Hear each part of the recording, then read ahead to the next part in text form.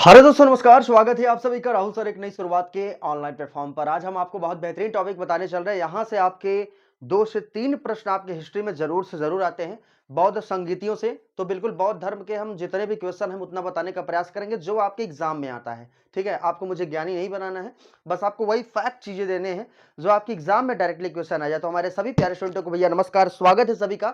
सभी लोग जल्दी से वीडियो को शेयर कर दीजिएगा, लोगों तक पहुँचाइएगा जिससे कि ये टॉपिक उन लोगों तक भी पहुंच पाए और रिवीजन हो जाए उनका। ठीक है? जिससे क्वेश्चन एक भी गलती ना हो पाए। तो चलिए दोस्तों, शुरुआत करते हैं आज की टॉपिक और आपको बताते हैं बौद्ध धर्म यानी कि गौतम बुद्ध के बारे में, और उनके संगीतियों के बारे में भी हम चर्चा करेंगे, एक बार में रटा देंगे। ठीक है?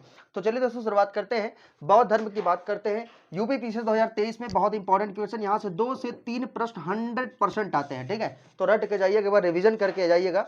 देखिए, जो बौद्ध धर्म है, बौद्ध धर्म यानी कि गौतम बुद्ध से रिलेटेड है, बिल्कुल आपको पता है। अगर बौद्ध धर्म की बात करते हैं, इनके संस्थापक कौन है भैया? बिल्कुल आपको पता है इनके संस्थापक कौन है, आपके गौतम बुद्ध है। और गौतम बुद्ध के जो बचपन का नाम था, उनका नाम क्या था भैया? सिद्धार्थ। क्या नाम था गौतम बुद्ध के बचपन का नाम? सिद्धार्थ इनके बचपन का नाम था। और इनका जो जन्म हुआ था 563 ईसा पूर्व। इनका जन्म कई बार आपसे मैच करने के लिए पूछा है, तो याद कर लेना भैया। इनका जो जन्म हुआ है कब हुआ है? 563 ईसा पूर्व में कपिल वस्तु के लुम्बिनी में हुआ है। ठीक है ना? यानी कि कहां पर भैया? कपिल वस्तु लुम्बिनी में क्या हुआ है? इनका जन्म हुआ है, किसका? गौतम बुद्ध का। और गौतम बुद्ध के अगर थोड़ा सा जीवनी की बात किया जाए, इनकी जो उपाधि दिया गया था, कौन कौन सी इनकी उपाधि? इनको शाक्य सिंह भी कहा जाता था, शाक्य मुनि भी कहा जाता था, और एशिया का ज्योतिपुंज भी कहा जाता था, और भी इनको कहा जाता था। लेकिन ये 3 आपसे एग्जाम में पूछे गए हैं। तो इनको क्या क्या कहा जाता है? शाक्य सिंह, शाक्य मुनि और एशिया का ज्योतिपुंज भी इनको कहा जाता है। ठीक है? इसके साथ साथ फिर देखिएगा, इनके पिता का नाम, अगर गौतम बुद्ध के पिता का नाम हम बात करें, इनके पिता का नाम क्या था? इनके पिता का नाम शुद्धोधन था, तथा माता का नाम क्या था भैया? माया देवी। इनके पिता का नाम क्या था? शुद्धोधन, तथा माता का नाम क्या था? माया देवी इनके माता का नाम था। ठीक है? अगर इनके पालन पोषण की बात करते हैं, गौतम बुद्ध का जो पालन पोषण किया था, इनकी मौसी ने किया था। यानी कि मौसी मतलब सौतेली माँ, सौतेली माँ यानी कि आपके प्रजापति गौतमी ने किया था। ठीक है ना? इनकी पालन पोषण किसने किया था? आपका सौतेली माँ प्रजापति गौतमी ने क्या किया था? गौतम बुद्ध का पालन पोषण किया था। इसके साथ साथ अगर बात करना चाहते हैं, इनके जो पत्नी का नाम क्या था? गौतम बुद्ध के पत्नी का नाम, तो गौतम बुद्ध के पत्नी का नाम क्या था भैया? यशोधरा। क्या नाम था इनके पत्नी का नाम? यशोधरा इनके पत्नी का नाम था। जबकि इनके पुत्र की अगर बात करेंगे, इनके पुत्र का नाम क्या था भैया? राहुल। ठीक है ना? इनके पुत्र का नाम क्या था? राहुल, जो कि मेरा नाम है। ठीक है? तो बिल्कुल अन्यथा न लीजिएगा, ध्यान से समझते रहिए, क्वेश्चन आपके एग्जाम में पूछा गया क्वेश्चन है। इनके पुत्र का नाम क्या था? आपका राहुल इनके पुत्र का नाम था। किसके? गौतम बुद्ध का। ठीक है? इसके साथ साथ अगर बात करते हैं, गौतम बुद्ध के जो प्रथम गुरु थे, क्वेश्चन कई बार पूछा जा चुका है कि गौतम बुद्ध के जो प्रथम गुरु थे उनका नाम क्या था? तो जो गौतम बुद्ध के प्रथम गुरु थे उनका नाम क्या था भैया? अलार कलाम। क्या नाम था? अलार कलाम। ये गौतम बुद्ध के प्रथम गुरु माने जाते हैं। ये डायरेक्टली आपसे एग्जाम में क्वेश्चन पूछा गया है। ठीक है? इसके बाद फिर आपका आ जाता है कि प्रथम उपदेश इन्होंने कहां दिया था? यानी कि प्रथम उपदेश को क्या कहा जाता है? जो उपदेश देते हैं इसको क्या कहते हैं? धर्मचक्र प्रवर्तन। कई बार एग्जाम में आपसे मैच करने के लिए दिया है, धर्मचक्र प्रवर्तन, महाभिनिष्क्रमण, महापरिनिर्वाण, ये सब देते हैं मैच करने के लिए। तो जानते रहिएगा किसको किसको कहते हैं। ठीक है? तो आपका जो प्रथम उपदेश की बात करते हैं, इनको क्या कहते हैं? उपदेश मतलब धर्मचक्र प्रवर्तन। तो जो धर्मचक्र प्रवर्तन यानी कि प्रथम उपदेश गौतम बुद्ध जी ने दिया था, वो कहां पर दिया था? आपका सारनाथ में। कहां पर?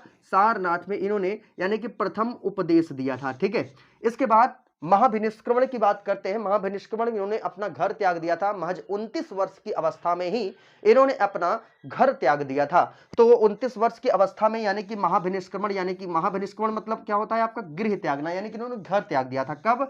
29 वर्ष की अवस्था में गौतम बुद्ध ने क्या किया था? आपका यानी कि गृह त्याग दिया था, घर छोड़ दिया था। ठीक है? इसके बाद अगर बात करते हैं घर छोड़ने के बाद इनको जो ज्ञान की प्राप्ति हुई, ये 35 वर्ष की अवस्था में, 35 वर्ष की अवस्था में निरंजना नदी के तट पर इनको क्या हुई है? ज्ञान की प्राप्ति हुई है। कितने वर्ष की अवस्था की बात कर रहे हैं भैया? तो 35 वर्ष की अवस्था में निरंजना नदी के तट पर इनको क्या हुआ था? ज्ञान की प्राप्ति हुई थी। किसको?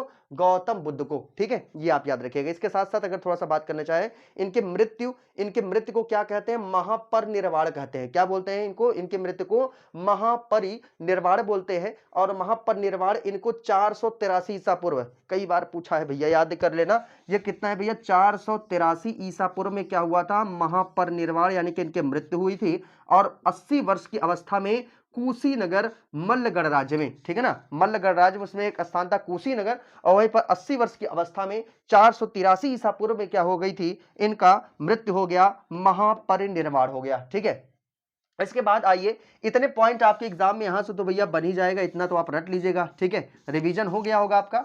इसके बाद देखिए संगीतियों से, संगीतियां आपसे पूछता है प्रथम द्वितीय तृतीय चतुर्थ, इसके अध्यक्ष कौन थे, किसका शासनकाल था और कौन सा स्थान था, ये सब क्वेश्चन आपसे पूछते हैं। ठीक है, तो आइए देखते हैं, जो प्रथम बौद्ध संगीत हुआ था, जो प्रथम बौद्ध संगीत हुआ था, ये आपका कहां पर हुआ था भैया, राजगृह में हुआ था। कहां पर, राजगृह में प्रथम बौद्ध संगीत हुआ था। और उस समय प्रथम बौद्ध संगीत के जो अध्यक्ष थे उनका नाम क्या था, महाकश्यप। क्या नाम था भैया, महाकश्यप क्या थे, ये आपके यानी कि अध्यक्ष थे। इसके बाद अगर शासक की बात करें, उस समय शासक कौन था, शासक अजात शत्रु, जो कि हर्यक वंश का शासक था। ठीक है, ये भी आप याद रखिएगा।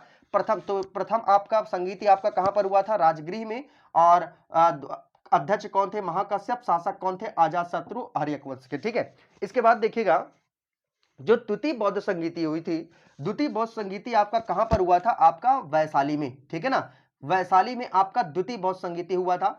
और उसके अध्यक्ष कौन थे, आपके साबाकामी। क्या नाम था, साबाकामी, ये क्या थे, उस समय अध्यक्ष थे द्वितीय बौद्ध संगीत के। और इस समय शासक किसका किसका शासनकाल था, किसका और शासक था इस समय, कालाशोक था, जो शिशुनाग वंश का शासक था, कालाशोक नाम था, और ये शिशुनाग वंश का क्या था भैया, शासक था। ठीक है, ये हो गई द्वितीय बौद्ध संगीति।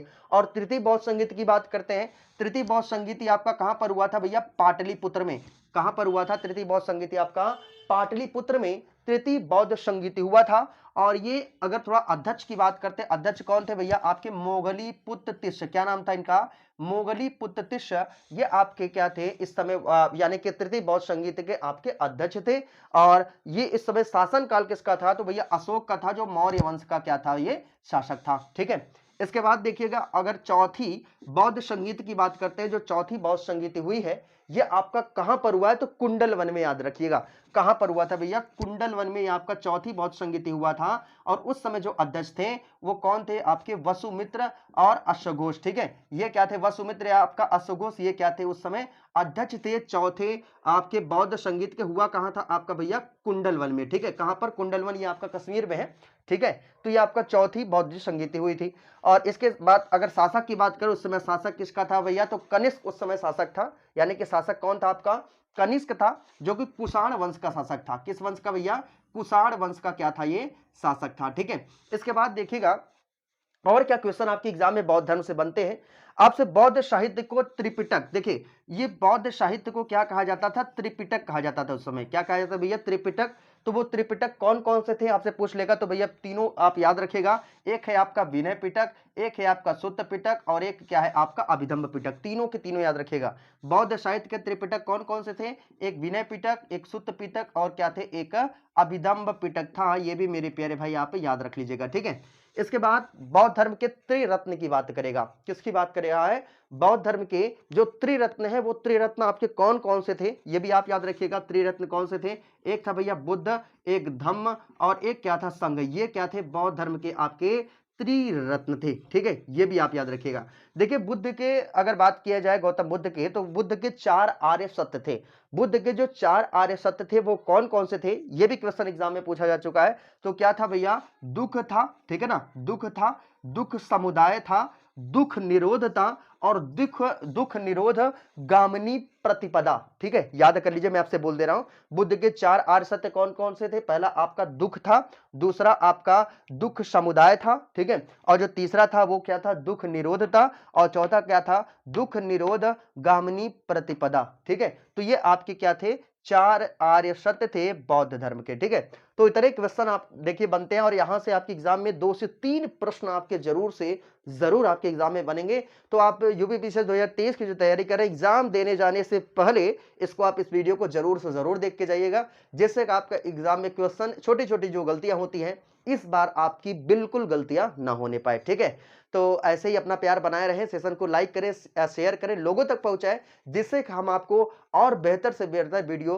प्रोवाइड करने की कोशिश कर सके। ठीक है, तो इतना आप स्क्रीन स्क्रीनशॉट लेना चाहे तो बिल्कुल ले सकते हैं। एक बार 2-3 बार वीडियो आप देखेंगे तो अपने आप क्या हो जाएगा, रिवीजन हो जाएगा। ठीक है, मिलते हैं आपसे नेक्स्ट वीडियो में ऐसे ही बेहतरीन वीडियो के साथ आपके अपने चैनल राहुल सर एक नई शुरुआत पर। जितने भी लोग नए जुड़े हैं चैनल को सब्सक्राइब जरूर से जरूर करिएगा। मिलते हैं नेक्स्ट वीडियो में, तब तक के लिए दोस्तों जय हिंद, गुड बाय।